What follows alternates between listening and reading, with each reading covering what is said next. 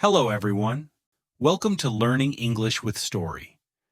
Today's story is different. It is about Adolf Hitler, one of the darkest figures in modern history.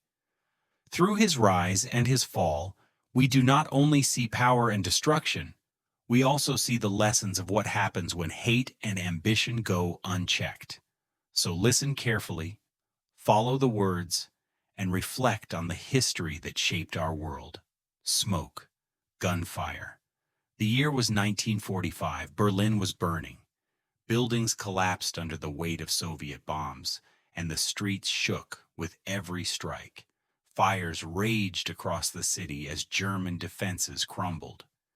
Deep underground, in a bunker beneath the Reich Chancellery, Adolf Hitler sat at a wooden desk.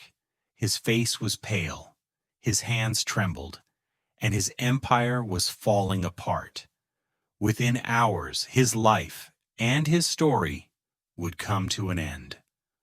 But to understand how the world reached this moment, we must go back to where it all began. Adolf Hitler was born on April 20th, 1889, in the small Austrian town of Braunau am Inn. The town lay on the border with Germany, a quiet place along the river Inn. At the time, Austria-Hungary was a large empire filled with many nationalities and traditions. His father, Alois, worked as a customs officer. He was strict, ambitious, and often harsh. His mother, Clara, was gentle, religious, and deeply devoted to her children. As a boy, Adolf enjoyed drawing. He sketched buildings, landscapes, and churches. He dreamed of one day becoming an artist, but Alois disagreed. He wanted his son to pursue a stable government career. This became a source of endless conflict in the household. "Art is not a real job," Alois would say. Adolf, angry but powerless, often hid his tears. Only his mother gave him comfort. When Adolf was 13, his father died suddenly. Some believed the boy would feel free without his father's control, but instead, he felt directionless. His schoolwork suffered, and he lost interest in his studies. Teachers noted, "He is bright, but he lacks discipline."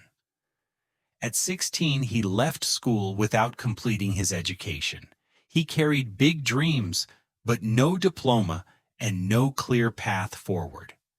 In 1907, Adolf moved to Vienna, the capital of Austria. Vienna was a city of art, music, and architecture.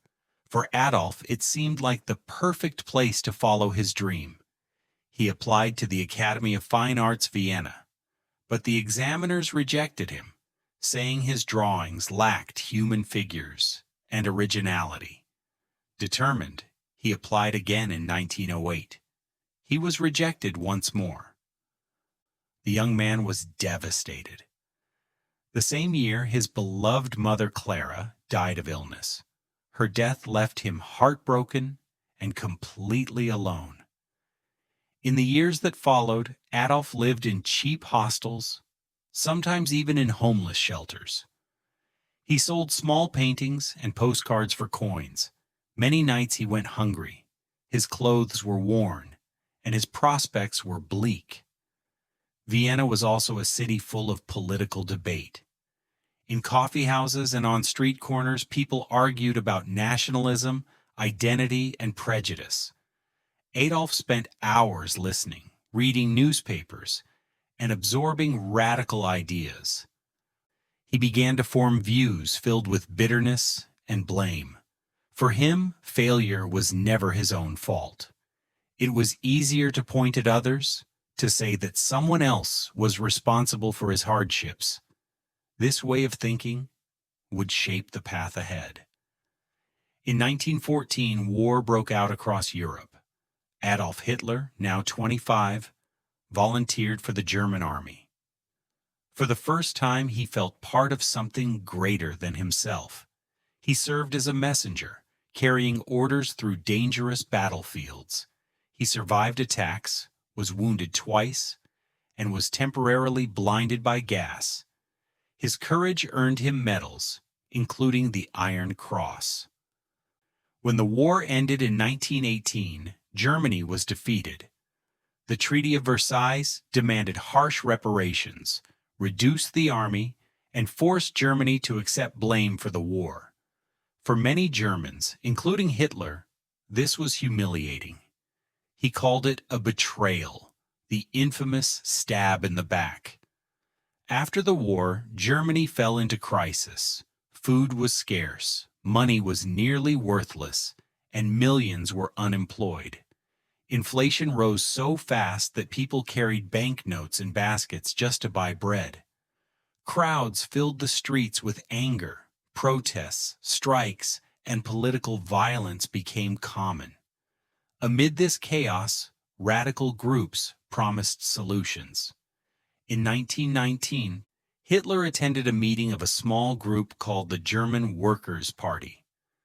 At first, it was only a handful of men in a beer hall, but when Hitler spoke, his passion and energy surprised them. He discovered he had a gift, the ability to hold an audience. He joined the party and quickly became its most powerful voice. His speeches attacked the Treaty of Versailles, promised national revival, and blamed minorities for Germany's troubles. Crowds grew larger each time. The party changed its name, the National Socialist German Workers' Party, or Nazi Party. Hitler designed its symbol, a red flag with a black swastika in a white circle. He declared, "This will be the symbol of our movement. Listen, Germany will rise again." Repeat, Germany will rise again. Use. He shouted to the crowd, "Germany will rise again." Make your own sentence. Will rise again. By 1923, Hitler believed the time had come to seize power. He and his followers marched through Munich, attempting a coup. It became known as the Beer Hall Putsch. The uprising failed. Police opened fire. 16 Nazis and 4 police officers were killed. Hitler was arrested and charged with treason. At his trial, he turned the courtroom into a stage. He defended himself passionately, claiming he acted for Germany's future. Reporters published his speeches, and his name spread across the country. He was sentenced to 5 years in prison, but served only 9 months. During his time in prison, Hitler wrote Mein Kampf, My Struggle. The book outlined his ideology, the need for a strong Germany, the rejection of democracy, and hatred toward Jews and other groups. Though poorly written, the book gained attention.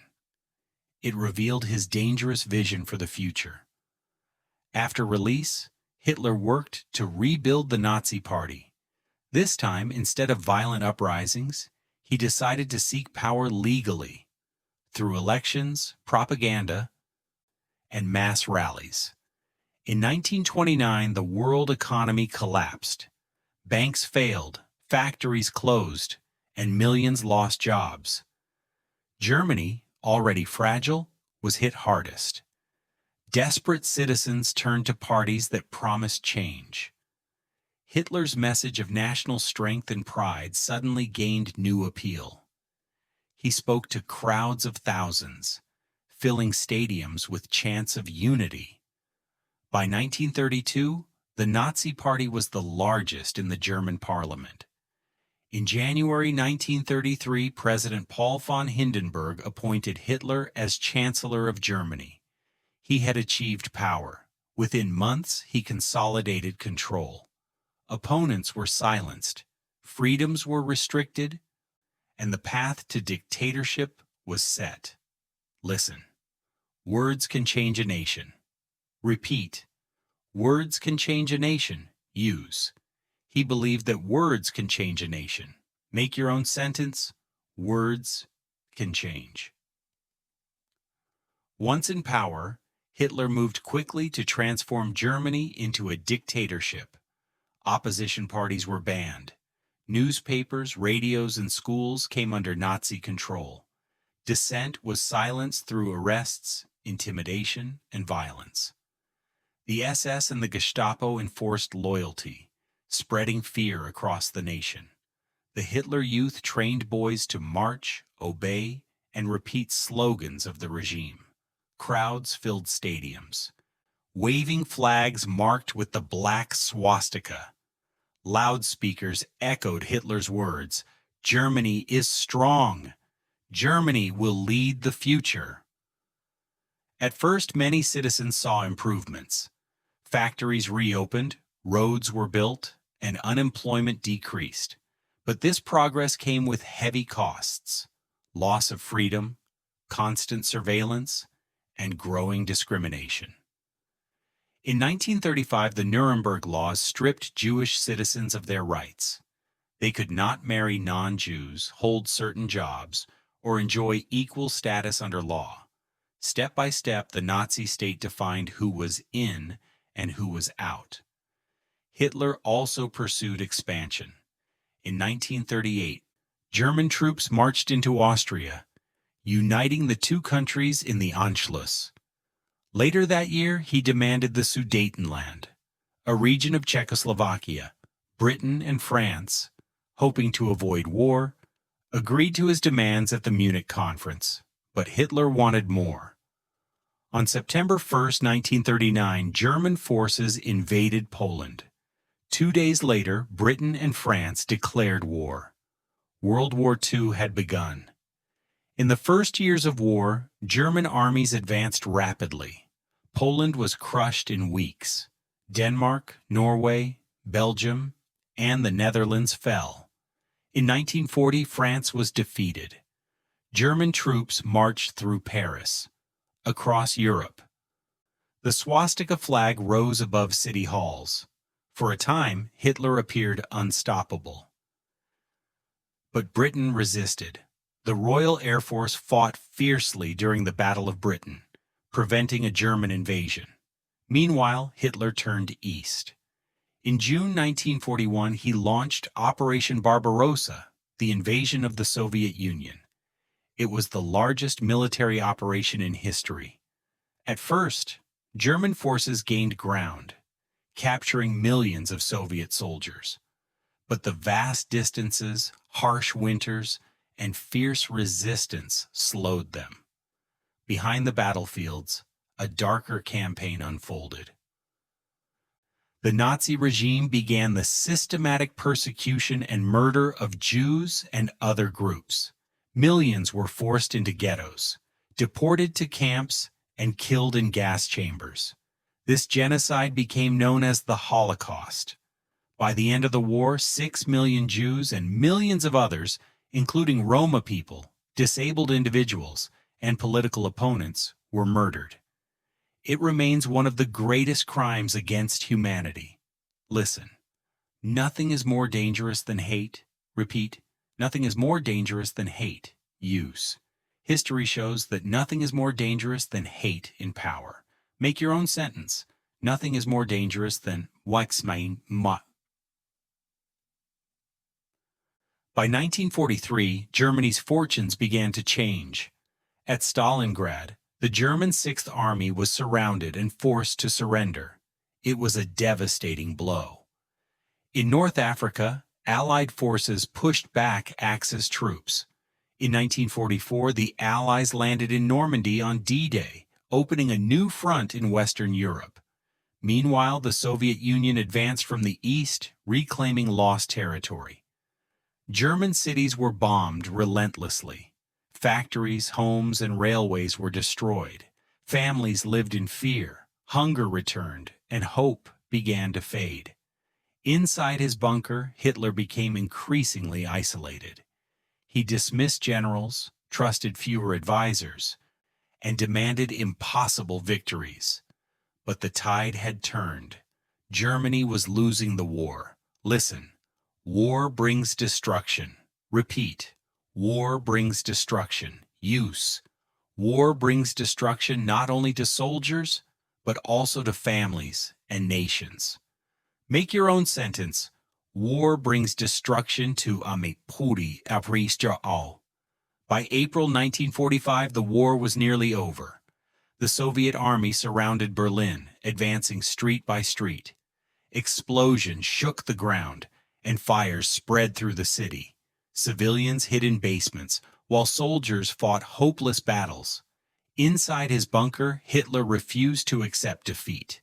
He moved maps, gave impossible orders, and insisted that Germany could still turn the war around. But outside, the city was collapsing. On April 29th, he married Eva Braun, his longtime companion, in a brief and desperate ceremony. The next day, April 30th, 1945, Adolf Hitler ended his life inside the bunker. He was 56 years old. News spread quickly. Some Germans were shocked, others felt relief. But for most, it was too late. The destruction was already complete. On May 8, 1945, Germany officially surrendered. World War II in Europe was over. The scale of destruction was immense. German cities lay in ruins. Dresden, Hamburg, Cologne, and Berlin were piles of rubble.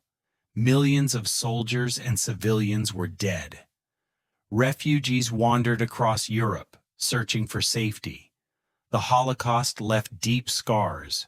Entire communities had vanished. Survivors carried memories of camps, hunger, and loss that words could never fully describe. After the war, Germany was divided into 4 occupation zones, controlled by the United States, Britain, France, and the Soviet Union.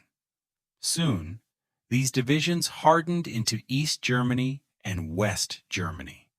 The Cold War began, and Europe remained divided for decades. The Allies worked to rebuild. Through the Marshall Plan, Western Europe received aid to recover. The United Nations, founded in 1945, sought to prevent future wars and protect human rights. For Germany, rebuilding trust took generations. The crimes of the Nazi era served as a warning to the world. Even today, Hitler's name is remembered not with honor, but with caution and sorrow. Listen, history is a warning. Repeat, history is a warning. Use. For future generations, history is a warning not to repeat the same mistakes. Make your own sentence. History is a warning about 8. What can we learn from Adolf Hitler's story? We learn that hate can grow when people are desperate. We learn that words have power, power to inspire, but also power to deceive. We learn that unchecked ambition, combined with prejudice, can destroy nations. Think of your own life. What kind of words do you choose to speak? Do they build peace, or do they create division? What kind of leaders do you trust?